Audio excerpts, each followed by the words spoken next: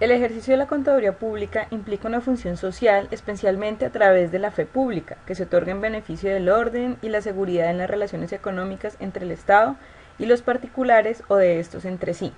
Por eso es importante el mantenimiento de un código de ética profesional para los contadores públicos.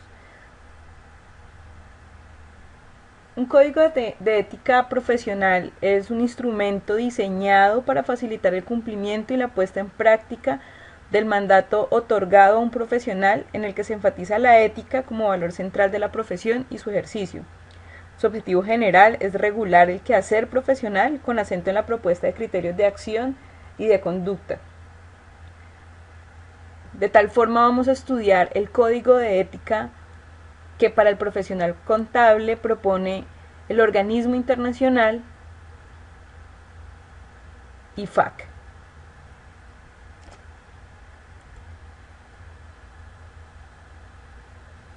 La Federación Internacional de Contadores tiene más de 159 miembros o instituciones que pertenecen a él de 124 países y recoge a más o menos 2.5 millones de contadores en el mundo.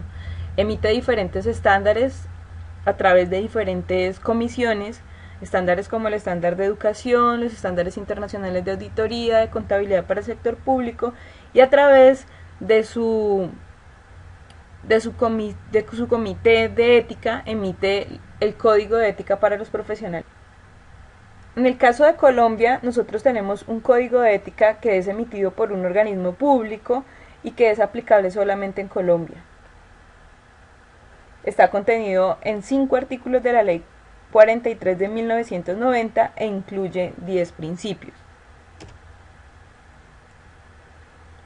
El Código de Ética Internacional es una normativa independiente, se divide en 3 partes: una parte A, que contiene los principios fundamentales y el marco conceptual, que aplica para todos los contadores en cualquier tipo de actividad que ellos desarrollen, y una parte B y una parte C, que ejemplifican su aplicación práctica, ya sea si el contador está en la parte pública o está ejerciendo actividades de interés público, o en la parte C, se aplica para los contadores en la práctica privada o que están ejerciendo con alguna relación contractual. La parte A, que aplica para todos los contables, incluye una introducción y principios fundamentales y los principios que se manejan dentro del Código de Ética Internacional, que son 5 principios: integridad, objetividad, competencia profesional y debido cuidado, confidencialidad y comportamiento profesional.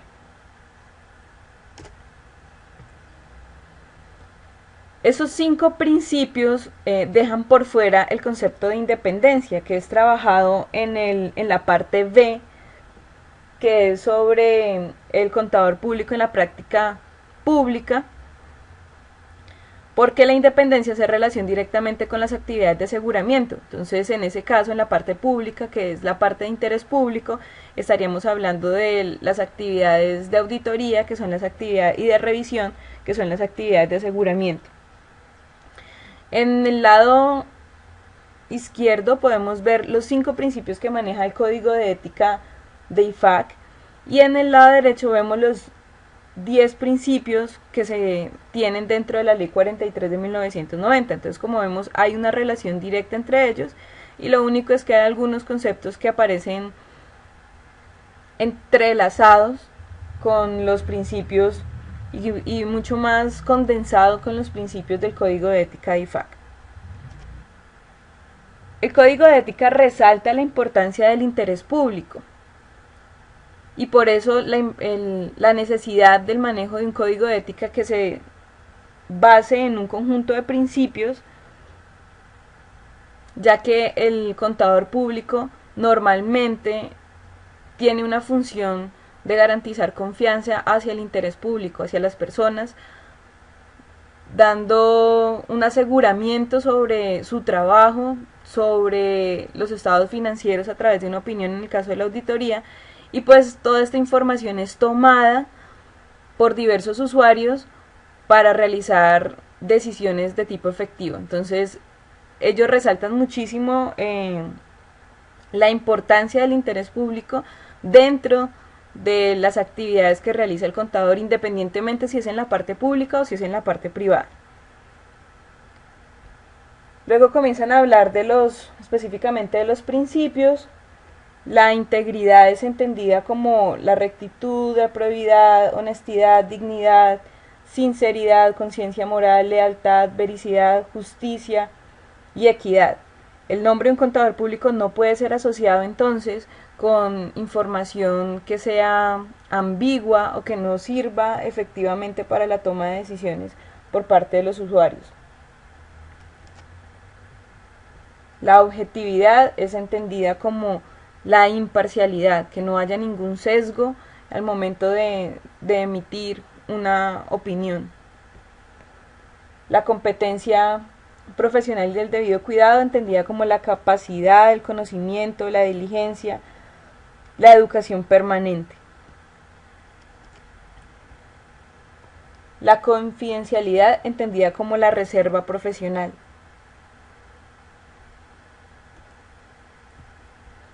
El comportamiento profesional, entendido como el cumplimiento de las normas éticas y profesionales.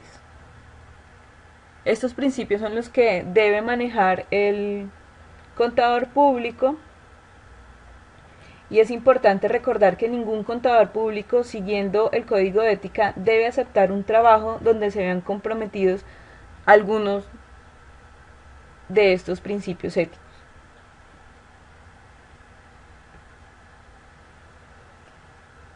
Es importante reconocer que antes de iniciar un trabajo, un auditor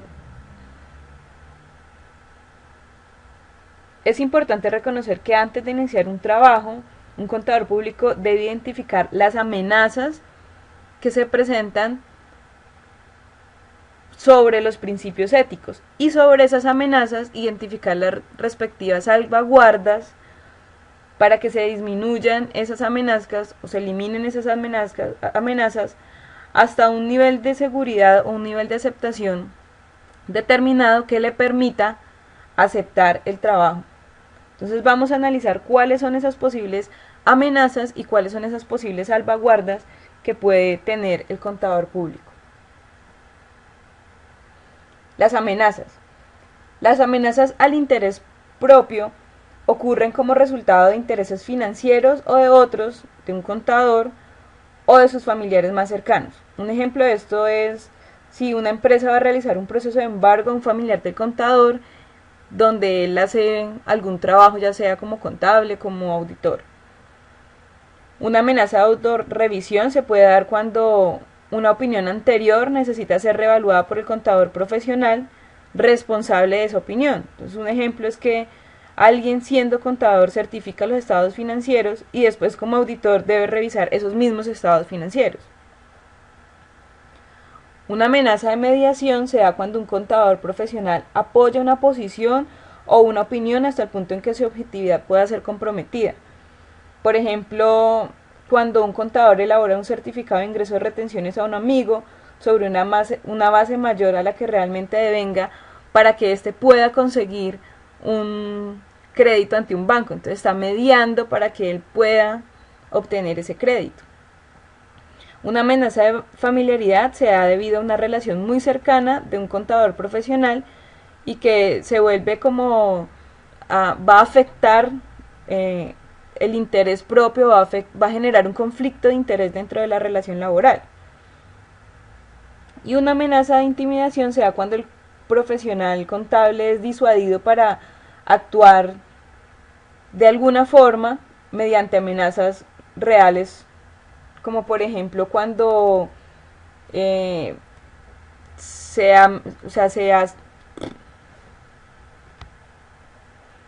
una amenaza de intimidación se da cuando un contador profesional es disuadido de actuar de determinada forma mediante amenazas.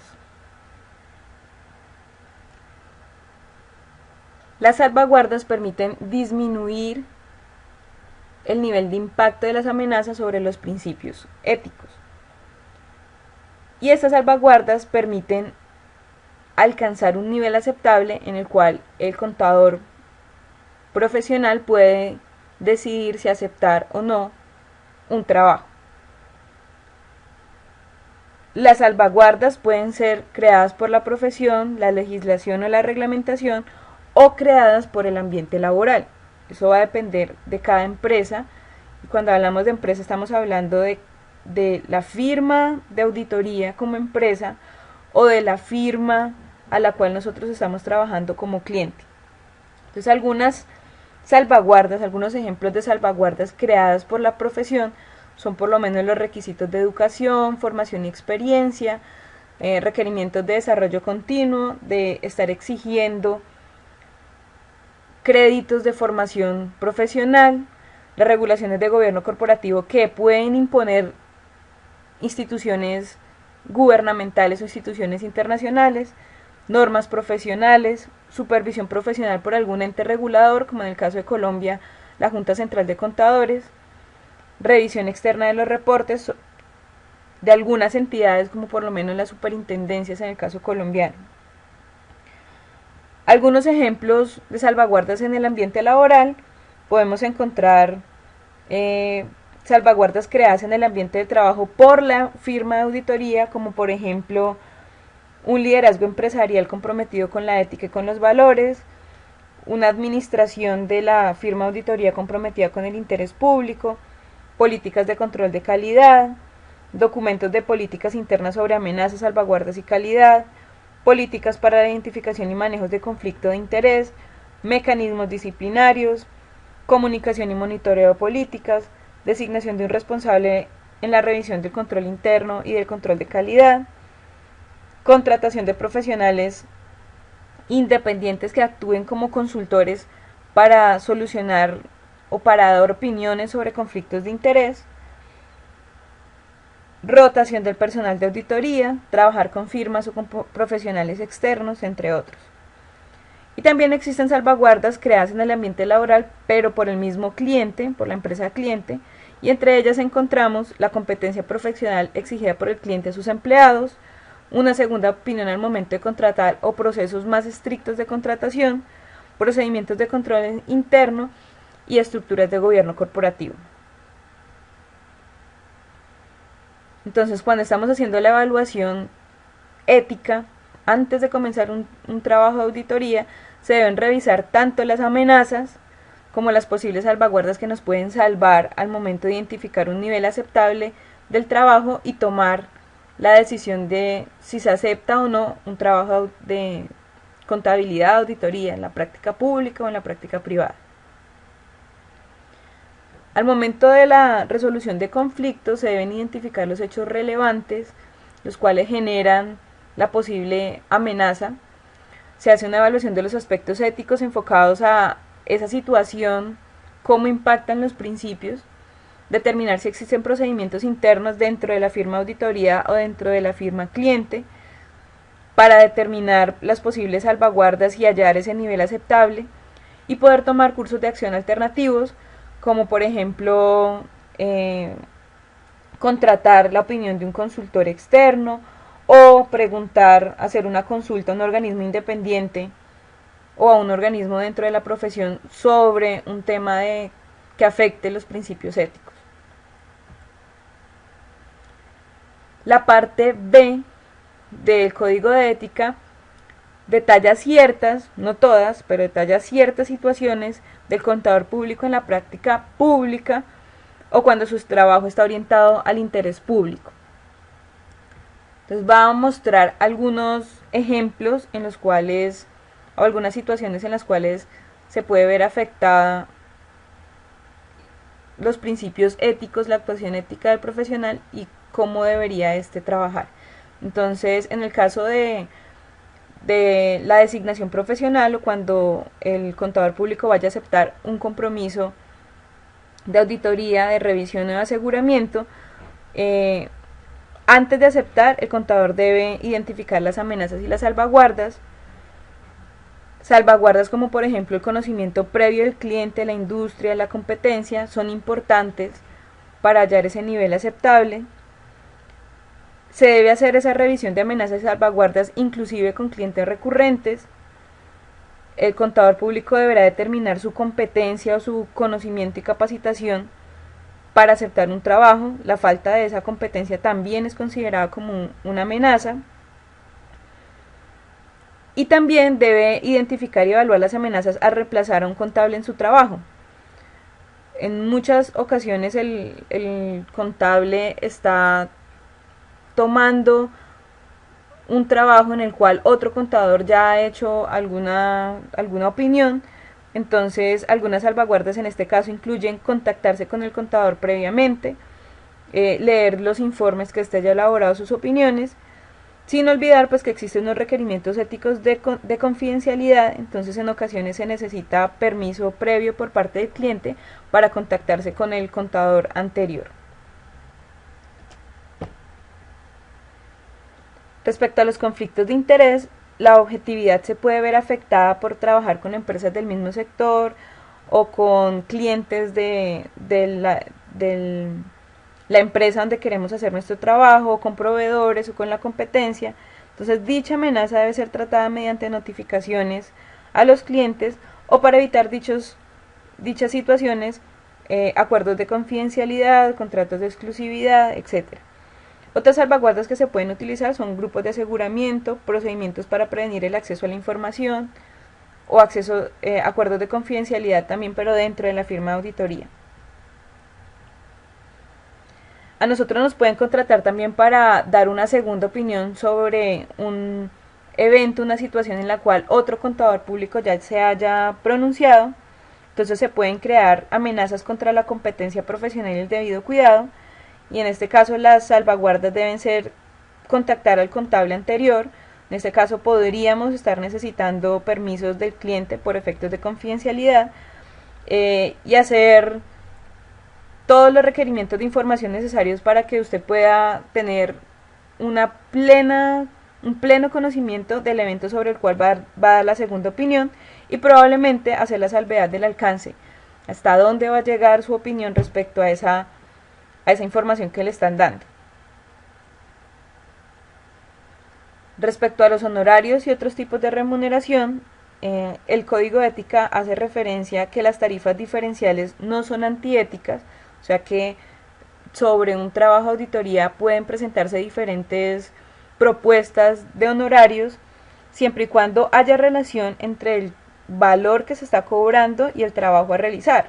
O sea, el valor debe ser proporcional a la dedicación de tiempo, recursos, el uso de auxiliares, el uso de expertos, etc. En tales casos se puede crear una amenaza de interés propio por negociar con bajos honorarios sobre trabajos complejos. Entonces, en este caso uno debe analizar qué es desleal y qué no es desleal. Desleal sería bajos honorarios cuando el nivel de trabajo en tiempo, recursos, auxiliares, el uso de expertos es mucho mayor. Entonces hay que hacer esa relación entre honorarios y trabajos. El contable debe ser capaz de explicar al cliente los términos del contrato y su relación con los honorarios. Los honorarios contingentes se pueden pactar, son honorarios preferenciales, no son horarios específicos, sino que son variables y pueden ser pactados, pero se deben evaluar las amenazas de determinar este tipo de pagos, porque son honorarios que están amarrados a la cantidad de trabajo que desarrolla el auditor. Y aunque no son prohibidas las comisiones, usted puede recibir una comisión por recomendar un cliente, o usted puede pagar una comisión porque le recomienden un cliente. Se debe entender que esos referidos pueden crear amenazas de interés propio contra la objetividad y la competencia profesional.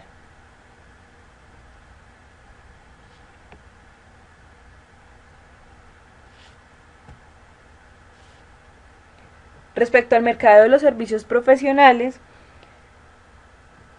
el Código de Ética habla de la importancia de hacer estos procesos de marketing de los servicios profesionales, pero hace como la salvedad de que, aunque se pueden utilizar, no se puede llegar al punto de hacer juicios exagerados sobre el trabajo o la calificación de un contable, o llegar a hacer referencias negativas hacia otros colegas o hacia la profesión. En el caso de regalos y hospitalidad, entonces es muy común que los clientes den algunos de regalos o ofrezcan algunas muestras de hospitalidad hacia los contables. En este caso, la aceptación de dichos regalos o muestras de hospitalidad pueden crear amenazas de interés propio y familiaridad. No obstante, estas pueden ser aceptadas, estos regalos y estas muestras de hospitalidad, si son de valor insignificativo. Entonces hay que sopesar cuánto es el valor de estos regalos, o si no, se puede contar la situación ante los ojos de un tercero informado que vaya a identificar si se están generando o no se están generando amenazas, o si las salvaguardas que se han identificado ayudan a disminuir el nivel de impacto de estas amenazas. Respecto a la custodia de activos del cliente, entonces dentro del trabajo de auditoría el cliente puede darle ciertos activos al contable para el desarrollo de su trabajo. Entonces la custodia de activo crea amenazas respecto al interés propio que pueden ser minimizadas mediante la separación de los activos. O sea, una cosa son los activos de la firma auditoría y otros son los activos de la empresa cliente. Usar solamente los activos para los propósitos para los cuales fueron entregados. Entonces, si por lo menos se le entrega un vehículo, pues que sea solamente utilizado para hacer el desplazamiento en los momentos y en los tiempos del trabajo de auditoría y no fuera de ellos.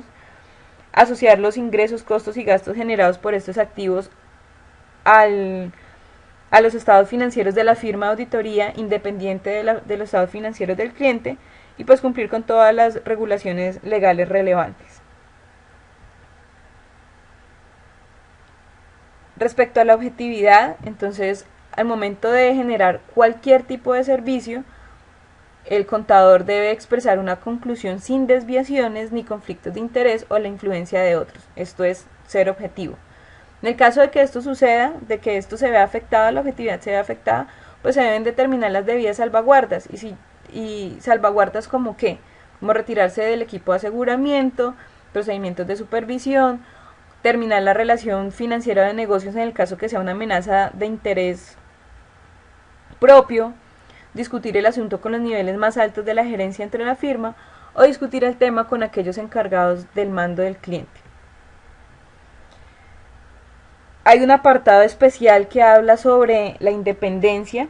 La independencia se solicita para servicios de auditoría y de revisión donde existe un nivel de aseguramiento y es necesario expresar una opinión. Esto debido al interés público que recae sobre las opiniones. Entonces, por esto este principio de independencia aparece separado de la parte A, que es la parte general, y aparece en la parte B, que habla sobre el interés público. Y la independencia incluye una independencia mental o de pensamiento, que es un estado mental que permite llegar a una conclusión sin sesgo, una conclusión con integridad, con objetividad, donde se ha podido hacer uso del escepticismo profesional, y una independencia de apariencia, que es dada cuando hay una tercera parte, una tercera parte informada, que puede llegar a dar una conclusión y decir que no encuentra ningún sesgo sobre la opinión. Entonces, en apariencia también se puede ver ahí la independencia. El código de ética nos da todas las herramientas entonces para que me permitan a mí identificar amenazas a la independencia, evaluar la significancia de estas amenazas y determinar las posibles salvaguardas. Si la firma, o el contable necesitan trabajar como un grupo